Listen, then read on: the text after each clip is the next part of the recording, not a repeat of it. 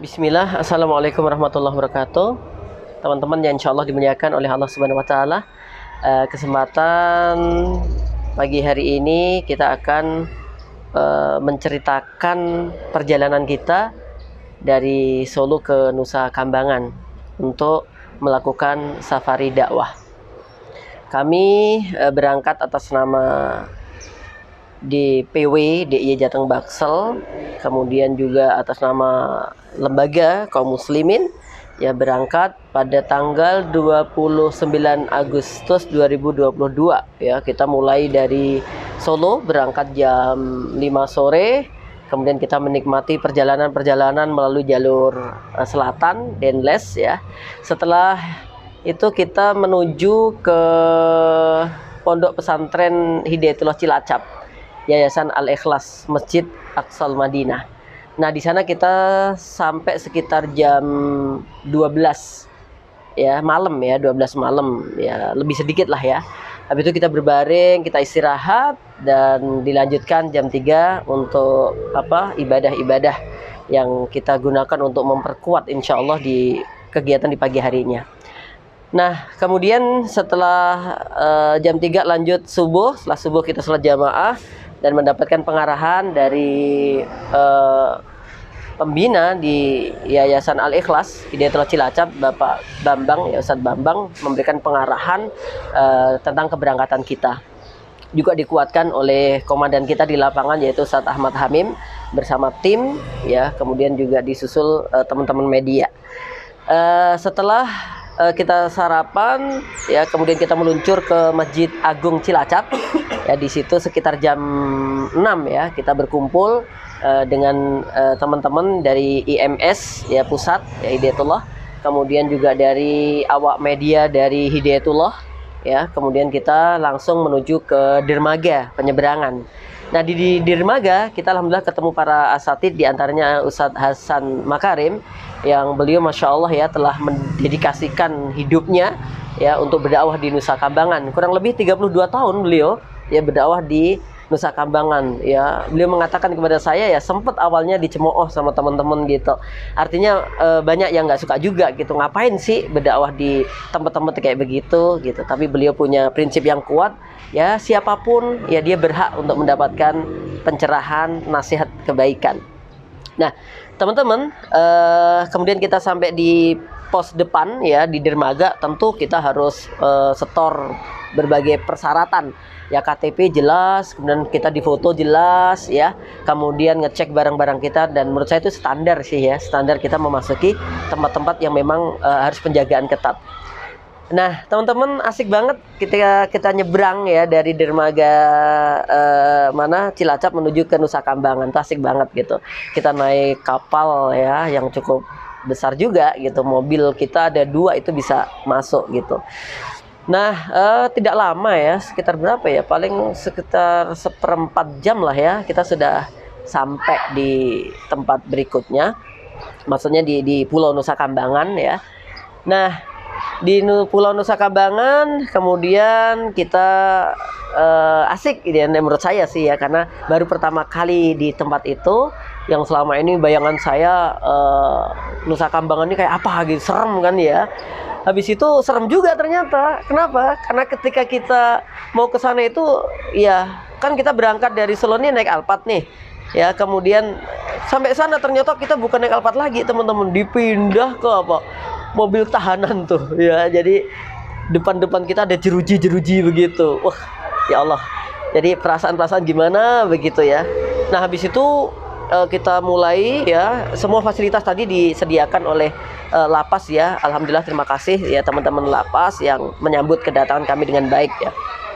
Habis itu kita bergerak, ya, melalui perjalanan darat tentunya, dan di kanan kiri, ya, kita ditunjukkan tentang lapas-lapas, ya. Seingat saya ada 9 lapas, ya, ada batu, ada besi, dan macam-macam lah, ya. Ada Karanganyar, ada yang berbagai tingkatan begitu, ya, security-nya, ya, pengamanannya.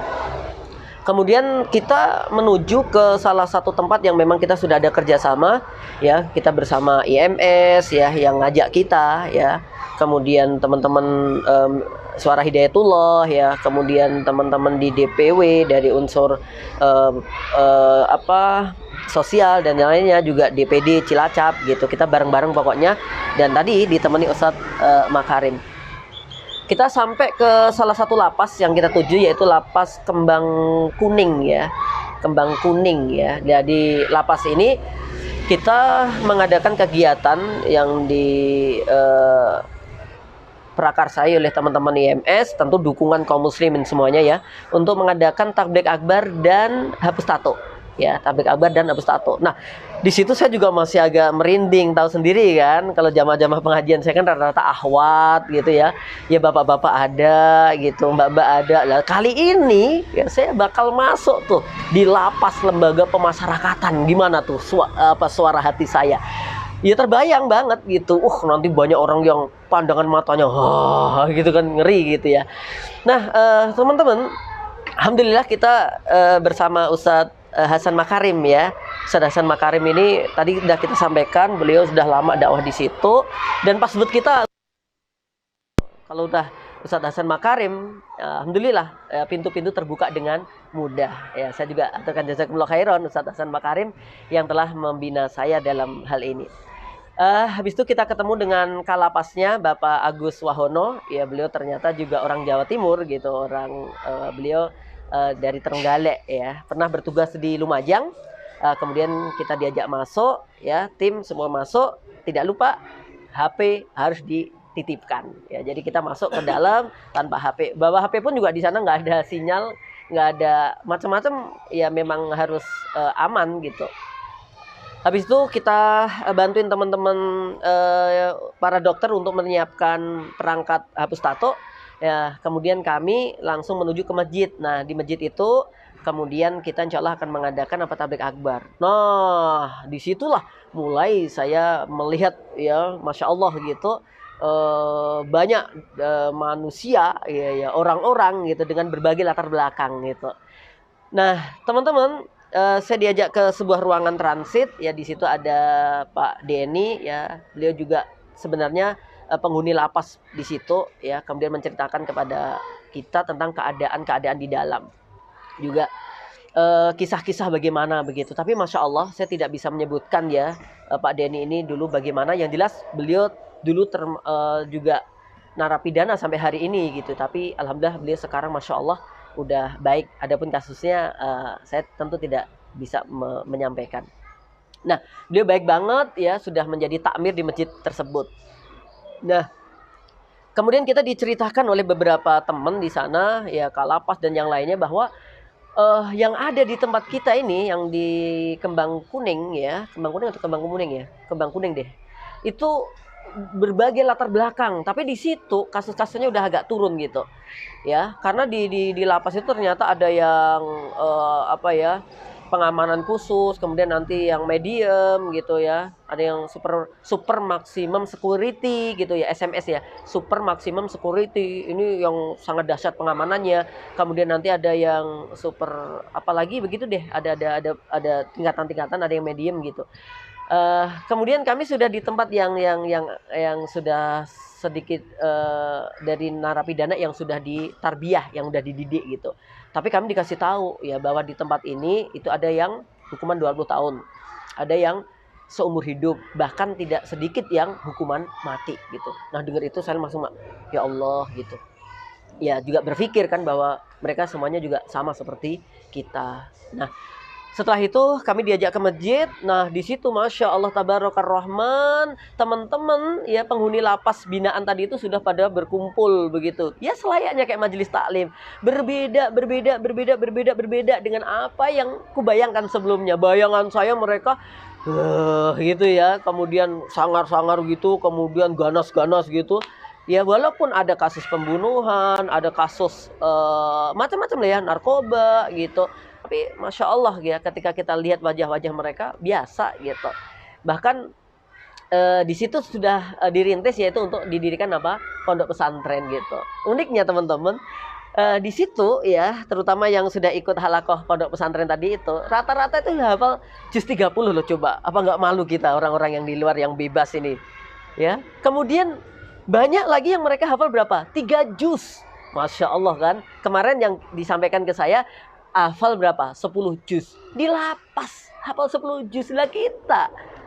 1 juz saja morat-marit ya nggak gitu loh ya. Nah habis itu saya diminta untuk memberikan pencerahan ya, walaupun saya sendiri wajahnya nggak cerah gitu, tapi Bismillah lah ya. Dengan izin Allah yuk kita berdakwah di situ. Nah kami mulai dengan kalimat-kalimat untuk membanggakan mereka ya, memotivasi mereka gitu agar nggak putus asa. Karena kata Kalapas kepada saya banyak banget di antara mereka yang stres gitu. Karena ibaratnya ada yang tinggal nunggu mati aja gitu. Karena udah nggak dijenguk lagi ya, sebenarnya dibolehkan sama Kalapan untuk dijenguk dari keluarganya, dari temannya, kerabatnya, ada aturan-aturannya. Tapi ada yang BNA jauh kan rumahnya, ada juga yang dari luar pulau gitu, untuk jenguk juga biayanya butuh banyak banget gitu. Nah akhirnya ya tidak semuanya dapat dijenguk ya, sehingga ada yang stres, ada yang bingung, ada yang nangis gitu, ada yang nemuin saya juga gitu. Ya, terus kemudian kita kasih motivasi, kita semangati bahwa ya belum tentu loh kamu di luar sana bisa lebih baik daripada di sini. Saya bilang begitu, bahwa kalian punya kesempatan baik di sini untuk banyak berzikir kepada Allah, untuk banyak bermuhasabah, untuk banyak memperbaiki ibadah kepada Allah Subhanahu wa taala. Tersirat ya, kemudian ya muncul gitu dari wajah-wajah mereka, senyum-senyum dengan gelak ketawa asik bersama kita pada waktu itu, dan saya pun juga senang banget ya berupaya membuat mereka bahagia. Nah, teman-teman yang insya Allah dimuliakan oleh Allah Subhanahu wa taala, apa yang bisa kita ambil hikmah dari perjalanan ini? Yang pertama, ayo kita sebagai muslim harus peduli kepada teman-teman kita ya. Mungkin sekalipun mereka dalam keadaan ya dulunya banyak melakukan kejahatan, tapi sekarang insya Allah beliau sudah uh, bertaubat begitu. Dan dalam kajian kita pun juga temanya apa? Temanya hijrah menuju kemerdekaan yang hakiki gitu. Jadi kita ajak mereka untuk benar-benar hijrah gitu. Nah, jadi yang pertama, yuk kita bangun kepedulian kita kepada sesama muslim ya. Selain itu kita juga membantu semampu kita untuk teman-teman kita di sana. Wallahu fi aunil abdi makanal abdu fi auni akhihi. Allah senantiasa akan bersama seorang hamba ketika hamba itu memberikan kepedulian kepada saudara yang lainnya. Kemudian yang berikutnya, kita juga harus sering mendoakan teman-teman di sana supaya diberikan kemudahan oleh Allah. Kalau ada rezeki ya, sebenarnya di lapas sudah ada jatah makan, minum, itu sudah ada gitu. Tapi kalau tentu kalau kita berikan tambahan, mereka juga bagus ya. Kemarin kita bawa dari jamaah sarung ada hampir 100 ya. Kemudian juga banyak ya, ada ember, ada sabun dan seterusnya, makanan ya. Mereka sangat senang banget kehadiran kita, apalagi membawa apa-apa gitu. Nah, yang perlu kita ambil hikmahnya lagi yaitu apa? Mereka Masya Allah di dalam, tapi ya walaupun awalnya mungkin ada yang stres, yang bingung gitu, tapi setelah mendapatkan pencerahan mereka bisa kuat ya.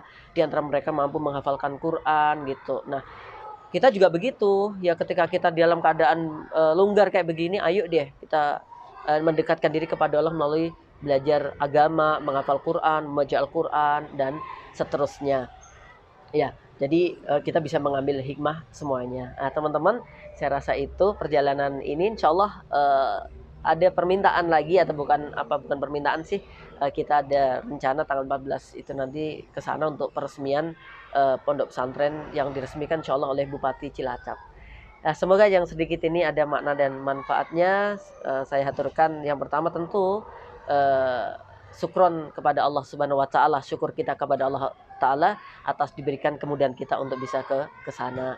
Kemudian yang kedua, saya haturkan kepada kaum muslimin ya, jazakumullah khairan atas titipan-titipan harta yang diberikan kepada kami untuk kami salurkan ke teman-teman yang ada di lapas. Kemudian tentu ya bapak-bapak pimpinan di Hidayatullah ya, di IMS para Hidayatullah ya, di DPW jazakumullah khairan yang telah memfasilitasi saya untuk bisa berangkat ke sana. Dan yang tidak kalah pentingnya kami haturkan kepada Ustadz Hasan Makarim yang mendidik kami, dan juga kami haturkan terima kasih kepada Kalapas, khususnya Bapak Agung Nugroho yang telah memberikan kemudahan kepada kami, dan tidak hanya memberikan kemudahan, kami juga diajak piknik ternyata ke ujung dari pantai yang ada di Nusa Kambangan. Bukan hanya di pantai, kami juga disediakan sepeda motor trail ya untuk dinaiki dan untuk berfotoria. Dan tidak hanya itu, kami disediakan degan-degan yang manis ya, nikmat, dan alhamdulillah semuanya penuh keberkahan insya Allah.